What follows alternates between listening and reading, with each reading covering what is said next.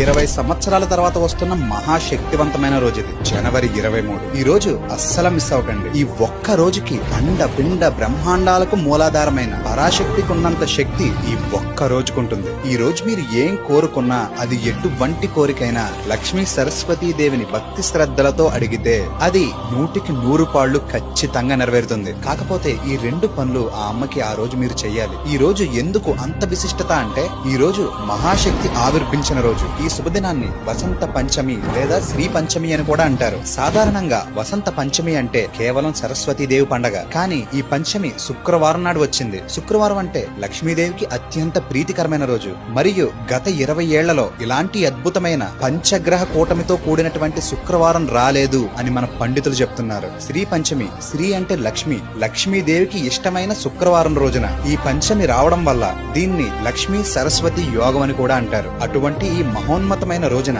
మీరు మనస్ఫూర్తిగా ఏం కోరుకున్నా